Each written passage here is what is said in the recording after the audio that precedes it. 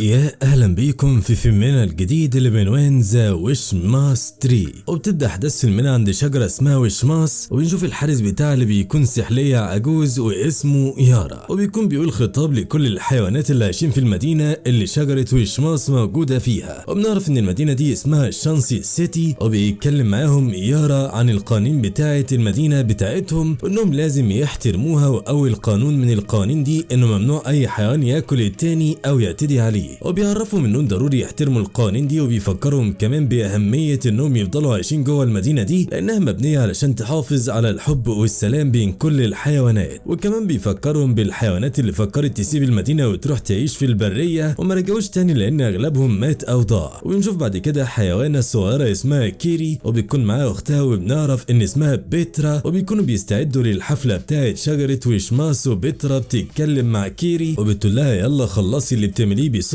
لاننا كده هنتاخر على الحفله. وقتها كيري بتقول لها ما تقلقيش انا كده اروح للحفله من طريق مختصر، لكن اختها بتتعصب عليها وبتقول لها انت دايما بتحبي تعملي مغامرات كتيره وممكن في يوم من الايام تتاذي بسبب ده. لكن كيري بتكبر دماغها من كلام اختها وبتتسلق حبل وبتنزل عليه بسرعه علشان توصل للحفله. وفي نفس الوقت بيترا بتركب على ظهر نعامه بتجر عربيه صغيره وبيتحركوا هما الاتنين. وبيفضل كيري في الطريق تفكر في امنيه تقولها لما توصل الحفله عند الشجره، وبيقدروا يوصلوا للحفله عند شجره ويشماس في ميعادهم. وبتفضل كيري تتفرج على الشجره وعلى الديكور بتاع الحفله بكل انبهار. ولما كيري بتشوف والدها في الحفله بتتكلم معاه وبتقول له انها خلاص لقيت الامنيه اللي هي عاوزاها لانها نفسها تمسك التلج وتعمل منه كور. وبيرد عليها ابوها بان ده مستحيل بسبب ان الجو بتاع المدينه بتاعتهم حر ومستحيل يبقى فيه تلج. لكن كيري بتعرفه انها عاوزه تعمل ده في البريه وانها نفسها تروح هناك وتحقق كل اللي هي نفسها فيه. وكمان بيترا بتتكلم مع والدها وبتقول له ان المدينه بقت ممله جدا بالنسبه لها، لكن ابوها بيرد عليها وبيقول لها انه حاسس ان الايام اللي جايه هتكون جميله وكلها مفاجات سعيده. لكن بيترا بتقول له على فكره انا خلاص كبرت وبقى عندي 14 سنه وما بقتش بصدق الكلام ده خلاص. وبيخلص ابوهم كلامه معاهم بانه بيقول لهم ان الاحلام عمرها ما كانت عيب، وبالايمان اي حد يقدر يحقق كل احلامه، لكن لازم يلتزموا بقوانين مدينتهم لان مخالفتها مش بس هتضرهم ولكن ممكن تضر كل اللي في المدينه. وبتوصل بعد كده كيري واختها ومعاهم والدهم عند شجره ويشماس، وبيلاقوا يارا لسه بيكمل الخطبه بتاعته للحيوانات. وبعدها يارا بيتكلم مع اطفال الحيوانات بتوع المدينه وبيقول لهم كل واحد منكم ياخد بذره ويتمنى الامنيه اللي نفسه فيها، لكنه بيحذر الاطفال كلهم لما يوصلوا لاخر بذره من الشجره محدش ياخدها نهائيا. وبنلاحظ ان كيري حماسها بيزداد مع كل كلمه بيقولها يارا ونفسها تاخد بذره من الشجره وتتمنى امنيتها علشان الامنيه تتحقق. وبتجري كيري مع اطفال الحيوانات علشان تلحق تاخد بذره، لكنها بتستسهل وبتاخد البذره بتاعت الضفدعه الصغيره. وبتتمنى كيري انها تروح البريه وتحقق كل اللي نفسها فيه هناك، وبترمي البذره. وبعد كده بتبص بانبهار على البذور الكتيره اللي اطفال الحيوانات رموها. وبترجع بعد كده كيري للبيت وهناك بتشوف الهدايا بتاعت عيد الميلاد ومش بتقدر تصبر علشان تفتح الهديه. وبتكتشف ان الهديه تلفزيون، لكن الهديه مش بتكون عاجباها، بس بابا بيكون فرحان جدا بالتلفزيون وبيشغله. لما كيري بتقول له انها ما كانتش بتتمنى هديه تلفزيون في عيد الميلاد، وقتها اختها بتزعق لها وكيري بتزعل وبتدخل اوضتها حزينه. واختها بتزعل من نفسها علشان ضايقتها وبتدخل بعدها وبتحط لها اكل على الترابيزه علشان تصالحها. وبتتكلم معاها وبتعتذر لها عن اللي حصل والخناق اللي كان بينهم. وكمان بتقول لها صدقيني البريه مكان خطير، وعلى الرغم من اني زهقانه من ملل مدينتنا لكن لما فكرت في الموضوع كويس اكتشفت ان البريه مكان غريب ومخيف وممكن لو رحنا هناك نضيع او نموت. وبيخلصوا كلامهم وبعدها بيناموا، لكن كيري ما بتكونش نامت وبتصحى بالليل تبص على القمر من شباك اوضتها. وبعد كده بتتاكد ان اختها نايمه، ووقتها بتنط من الشباك وبتخرج من البيت وبتروح عند شجره ويشماس، وهناك بتلاقي اخر بذره اللي كان يارا محذرهم انهم يقطفوها. لكن كيري بتتسرع وبتقطف البذره، وقتها الجو بيقلب وبيحصل برق كتير، وكيري بتخاف جدا وبترجع البيت بسرعه وبتحاول تتغطى وتغمض عينيها وتنام. وتاني يوم لما بتصحى بتتفاجئ بالتلج وان المدينه كلها بقت جليد، وبتروح تصحي باباها وبتقول له ان امنيتها اتحققت. ولما اختها بتصحى وقتها كيري بتفضل تحدفها بكور التلج، وكيري ما بتكونش مصدقه نفسها ان امنيتها اتحققت اخيرا. ولما كيري بتروح بعد كده عند شجره ويشماس بتلاقي الشجره خلاص ماتت، وبيظهر يارا وبيتكلم مع كيري وبيقول لها الجليد الكتير ده مش في صالحنا لان ممكن خلال يومين الشمس تطلع ووقتها التلج يسيح والمدينه كلها تغرق. وبيقول لها اللي حصل ده معناه ان ان في حد غبي واناني في المدينه خد اخر بذره من الشجره واستدعى قوى الشر اللي وصلت للمدينه وهتكون السبب في الانقراض. وبعد كده يارا بيبص لكيري وبيقول لها انت لازم تصلحي غلطتك وتروحي البريه تخلصي المشكله اللي بداتيها. وبترجع كيري للبيت وبتنام وبتفضل تحلم بكوابيس كتير جدا. وبعد كده بتصحى من النوم وبتقرر بشجاعه انها تصحح غلطتها وبتمشي بعدها من بيتها لكن من غير ما تقول لحد. وبتروح عند الشجره وهناك بتلاقي يارا وبتتكلم معاه وبتقول له انا خلاص بقيت مستعده اصحح الغلطه بتاعتي. وبعدها يارا بياخد كيري للبريه علشان تصلح المشكله اللي هي اتسببت فيها. وبتفضل كيري تزن على دماغ يارا وتحكي له عن الكتب اللي هي قرأتها وقد ايه هي كانت شغوفه بالقراءه عن البريه والمعلومات اللي فيها. لكن يارا بيصدع منها وبيقول لها كفايه رغي وركزي في الكلام اللي انا بقوله لك. وبيبدا يارا بعد كده يرسم لها خريطه للمكان وكمان بيعرفها الاماكن الخطيره اللي هي لازم تعدي منها زي المستنقع المحرم مثلا اللي بيحكمه وحوش قويه وشرسه جدا. وبعدها تعدي على سجن الموتى اللي بتتحبس فيه الارواح ولو قدرت تعدي من هناك هتوصل لمضيق. وبعد المضيق ده شجره الاخت الاسطوريه ده المكان اللي هتقدر من خلاله تصلح غلطتها وتنقذ مدينتها. وبيكمل يارا كلامه مع كيري وبيحذرها ان كل الكلام عن الشجره الاخت مجرد اساطير لان مفيش اي حد قبل كده شافها بعينه وحتى اللي حاول يوصل لها قبل كده مفيش حد منهم رجع. وبيختم يارا كلامه مع كيري بانه على الرغم من غلطتها الكبيره لكنه معجب جدا بشجاعتها وباعترافها بغلطتها وانها مهتمه تصلحها. وبتبدا كيري رحلتها وبتعدي مع يارا من المستنقع. وبعدها كيري بتلاقي ضفدع ضخم وبتفرح انها شافته لانها قرأت عنه كتير في الكتب ودلوقتي جت الفرصه علشان تشوفه قدامها. ولما يارا بيحذر كيري من الكلام مع الضفدع وقتها كيري مش بتهتم والضفدع بيكون مستغرب جدا ان كيري مش خايفه منه. وبتفضل كيري تتكلم مع الضفدع وبتساله مين القاده بتوع المستنقع والضفدع بيقول لها ان القاده بتوع المستنقع ده شرسين جدا وقتله. وفجاه بيظهر ضفادع كتير تانية. وبعدها كيري بتطلب من الضفدع انها عاوزه تقابل القاده بتوعه وعلى الرغم من تحذيرات يارا الا ان كيري مش بتهتم. وبعدها الضفدع بيفتح لها بوابه كبيره وبتفضل ماشيه في ممر لحد ما بتوصل لبوابه مخيفه على شكل وحش. وهناك كيري بتقابل اختها بيترا اللي بتحاول تاخد كيري للبيت لكن كيري بتكون مصممه تكمل اللي بدأته وتصلح غلطتها وتنقذ مدينتها. وفجاه بيظهر دب صغير وبيكون كيري شايفه انه شكله جميل لكن فجاه بتظهر دببه كتيره جدا زيه. وقتها يارا بيدوس على رجل دب منهم وكيري بتعمل زيه. ولما الدببه الصغيره بتكتر وقتها يارا بيقول لكيري وبيترا كملوا انتم طريقكم وانا هواجه الدببه. وفعلا يارا وبيتر بيدخلوا من البوابه الضخمه اللي على شكل وحش ويارا بيبدا يواجه الدببه لوحده. وبنشوف بعد كده بيترا وهي بتتكلم مع يارا وبتقول لها انا مش فاهمه ايه اللي انت عاوزه تعمليه بالظبط وازاي عايزه تنقذي المدينه وايه اللي وصلنا للي احنا بقينا فيه ده اصلا. ووقتها كيري بتحكي لاختها عن كل اللي حصل. وبعدها يارا بيكون خلص المواجهه بتاعته ضد الدببه الصغيره وبيوصل. ووقتها بيترا بيزعل يارا وبتتخانق معاه علشان سمح لاختها تاخد مهمه صعبه زي دي. لكن كيري بتقول لاختها انها هي اللي كانت مصممه على المهمه دي لان الغلطه كلها كانت من عندها وبسببها مدينتهم كلها اتضررت وهي لازم تصلح غلطتها دي. وبيكملوا طريقهم وما بيكونش فيهم اي حد متحمس للمهمه غير كيري. وبيوصلوا بعدها لمنطقه الطين الضبابي اللي بتكون قريبه من سجن الموتى. وقتها يارا بيقول لهم احنا لازم نعسكر في الليل لان الحركه بالليل في منطقه زي دي هتكون خطيره جدا ومرعبه. وبنلاحظ ان كيري مصممه تكمل الرحله ومتحمسه جدا لكن يارا بيصمم على رايه وبيقول لهم هنرتاح بالليل والصبح هنكمل طريقنا. وبالليل بيولعوا النار وبيبدا يارا يحكي لهم حكايته من اول لما كان سحليه صغيره واعترف لهم كمان انه كان عايش في البريه وقت الانقراض والوحوش ولكنه حاول ينقذ عيلته من الانقراض وهجوم الوحوش بس فشل في ده واختار بعدها يروح يعيش في مدينه شانسي علشان يقدر يحافظ على باقي الحيوانات اللي متبقيه ويحميهم من الانقراض. وبعدها يارا بينام وبتسهر بيترا مع كيري وبتبدا بيترا تتكلم مع كيري وبتقول لها انا بخاف جدا من تصرفاتك لانك بتعملي حاجات كتير متسرعه وانا بخاف عليكي لانك اختي الوحيده. ووقتها كيري بترد عليها وبتقول لها الموضوع مش موضوع تسرع ولكن انا في الموقف ده بحاول اثبت اني قد المسؤوليه واني اقدر اصلح غلطتي مهما كانت كبيره ومهما كان تمن تصليحها. وبنلاحظ كمان ان بيترا خايفه جدا من الرحله دي لكن كيري بتفضل تطمنها وبيتفقوا في الاخر انهم يكونوا اصحاب وما يخبوش عن بعض حاجه تاني ويساعدوا بعض علشان يوصلوا لهدفهم ويقدروا ينقذوا مدينتهم. وفجاه بتظهر ذئاب مرعبه وضخمه وطالع من عينيهم ضوء لونه احمر وبيظهر بعدها يارا علشان يدافع عنهم وبينادي عليهم وبيقول لهم اهربوا انتم بسرعه واستخبوا في اي مكان قريب من الطين الضبابي. ولما يطلع الصبح كملوا الطريق وبيحذرهم من الضوء الازرق. وقتها بتجري كيري وبيترا وبيسيبوا يارا لوحده يواجه الذئاب. وفجاه بتلاقي كيري نفسها في مكان واسع وبتكون موجوده فيه لوحدها وخايفة جدا، وبتفضل بعدها تدور على بترا اختها ومش بيكون لاقياها، وفجأة بتلاقي نفسها قدام شجرة الأمنيات، وعند الشجرة بيكون في حيوانات كتيرة وبيتكلموا مع كيري وكمان بيقولوا لها ان خلاص مدينتها انتهت والانقراض قضى على كل الحيوانات اللي فيها. وقتها كيري بتزعل جدا وبتحس ان كل ده بسببها، وفجأة كلهم عينيهم بتتحول للون الأحمر زي الذئب اللي هاجمهم، وكيري بتكون خايفة لكن بتصحى بعدها من النوم وبنكتشف ان كل ده كان كابوس من البداية وكلهم لسه في نفس المكان. وقتها كيري بتروح تصحي اختها بترا وبتقول لها احنا لازم نكمل طريقنا بسرعة علشان نوصل للشجرة ونلحق ننقذ المدينة، ومش لازم نستنى يارا يجي معانا. وفعلا بيبداوا رحلتهم لوحدهم، وفي الطريق بيشوفوا دب صغير، وكيري بتقول انه حيوان لطيف وجميل وبتاخده علشان تلعب معاه، عكس بترا اللي بتقول لها احنا مش عارفين الحيوان ده طيب ولا شرير، ووجوده معانا لو مش هيضرنا فهو مش هيفيدنا ولازم نسيبه، وخصوصا انه حيوان بري وهم عارفين في مدينتهم ان اي حيوان بري خطر عليهم. لكن كيري مش بتسمع كلام اختها وبتخرج لعبتها من الشنطه وبتحط الدب الصغير في الشنطه مكان اللعبه، وبتروح بعدها ورا اختها علشان يكملوا طريقهم، وبيوصلوا مكان غريب بيظهر لهم فيه الضفدع الضخم مره تانية، وبتحاول وقتها كيري انها تفكر الضفدع بيها وكمان بتعرفوا على اختها بترا، لكن الضفدع بيتكلم معاهم وبيحذرهم من رحلتهم دي، وبيقول لهم انهم كده رايحين في طريق اللي بيروح فيه ما بيرجعش، وان كل الحيوانات اللي حاولت قبلهم توصل لشجره الاخت ما قدروش يوصلوا وماتوا او ضاعوا. وفجاه بيظهر الضوء الازرق، وبترا بتفكر اختها ان يارا كان محذرهم من الضوء ده ونصحهم يبعدوا عنه لو ظهر، لكن كالعاده حماس كيري بيكون هو اللي سايقها وبيكمل في طريقها وما بتهتمش بالكلام اللي اختها بتقوله. وفجاه بتظهر لها روح حيوان من الحيوانات اللي موجوده في المكان، وقتها بترا بتكون مرعوبه، لكن كيري بتقرب من الروح وبتبدا تتكلم معاها، وبعدها بتتكلم مع اختها وبتقول ما تخافيش ده من الحيوانات اللي واجهت الانقراض، وبتقول لها كمان احنا لازم ما نخافش ولازم كلنا نتعاون ونتحد ونعدي اي عقبه تقف قصادنا علشان نحمي الحيوانات كلها ونحافظ عليها من الانقراض. وفجاه تظهر روح ضخمه لوحش كبير، وقتها بترا بتخاف جدا وبتطلع تجري، لكن كيري كعادتها بيكون شجاعه وبتقرب من الروح بتاعت الوحش الضخم وكمان بتتجرأ وتلمسها، ووقتها الروح بتختفي. وبترا بتكون مستغربه جدا من اللي اختها بتعمله وبتسالها ازاي قدرتي تعملي كده، لكن كيري نفسها مش بتكون مصدقه اللي هي عملته. وفجاه الدب الصغير بيخرج من شنطه كيري، وقتها بترا زعلت جدا من اختها وقالت لها احنا اتفقنا نبقى اصحاب وما نخبيش حاجه على بعض، لكنك للاسف مصممه تفضلي تخبي عليا وما سمعتيش كلامي واخدتي الدب الصغير معاكي رغم اني حذرتك. لكن كيري بتقول لها الدب ده بقى خلاص صاحبي وانا ما اقدرش اسيبه لوحده، وبيكملوا طريقهم وبيوصلوا للشجره، لكن بتتفاجئ كيري ان الشجره ميته، وقتها بيكون زعلانه جدا وبتقول يعني انا قطعت كل الرحله دي على الفاضي علشان اوصل لشجره ميته، وبتفقد كيري الامل انها تقدر تصلح غلطتها او تحمي مدينتها من الانقراض. لكن بترا بتقرب من اختها وبتفضل تعديها وبتقول لها على الرغم من انك متسرعه في شويه قرارات، لكن انا مش هنكر اني اتعلمت منك حاجات كتير طول الطريق، وانت كمان اقنعتني بحاجات انا ما كنتش مقتنعه بيها. وبعدها بترا بتحضن اختها وبتقول لها لازم نكمل الطريق مهما كان ومش هنرجع مدينتنا غير بعد ما ننقذها. وفجاه بيشوفوا بذره بتنور في الشجره، وساعتها بيفرحوا جدا ان الشجره مش كلها ميته، لكن بيسمعوا صوت جاي من بعيد، ولما بيبصوا على مصدر الصوت بيلاقوا يارا جاي من بعيد، لكن للاسف عينه بتبقى متلونه بالضوء الاحمر وبقى مرعب ومخيف. وقتها الدب الصغير اللي مع كيري بيهاجم يارا، لكن يارا بيقدر يضربه ويوقعه على الارض، وفي نفس الوقت ده بتكون كيري وبترا مركزين مع البذره اللي في الشجره لحد ما تكبر علشان ياخدوها لما تفتح. ولما يارا بيقرب من الشجره وقتها كيري بتحدفه بطوبه في دماغه علشان تبعده، وفعلا البذره بتتفتح، ووقتها كيري بتاخد البذره علشان تقول الامنيه بتاعتها، لكن فجاه بيظهر وحش ضخم جدا في السماء على شكل دخان احمر، وكيري مش بتهتم وبتتمنى ان الحيوانات كلها تبقى بسلام ومفيش اي نوع حيوانات تنقرض، وبتقول امنيتها وبتنفخ في البذره، وبمجرد ما بتنفخ الدخان بيملى المكان وبتقع كيري من على الشجره، وقتها بترا اختها بتلقطها بتكون خايفه عليها جدا هي والدب الصغير وبيفتكروا انها ماتت، لكن الغريب انهم بيلاقوا الشجره اللي كانت ميته فجاه بتتحول لشجره خضراء جميله، وقدرت كيري تنجح في مهمتها وانقذت كل الحيوانات من الانقراض. وبعدها بيقوم يارا بعد ما تخلص من قوه الشر اللي كانت جواه وما كانش مصدق ان كيري وبترا نجحوا في مهمتهم، واتكلمت كيري معاهم وقالت لهم انها اتعلمت من الرحله دي ان التعاون هيخلي اي مهمه مهما كانت صعبه تنجح. وبعدها بيرجع يارا والدب الصغير مع كيري وبترا للمدينه بتاعتهم بعد ما قدروا ينقذوها من الانقراض، وبتعيش المدينه كلها في سلام وامان. وبس كده بيخلص فيلمنا، اتمنى تكونوا استمتعتوا معانا، ما تبخلش علينا باللايك تشجيعا لينا علشان نستمر ونقدم لكم الافضل دايما، ولو انت مش مشترك في القناه اشترك في القناه وفعل وتفعل زر الجرس علشان يوصلك فيديوهاتنا اول باول، واستنونا في افلام كتيرة جاية قريب، واشوفكم على خير ومع السلامة.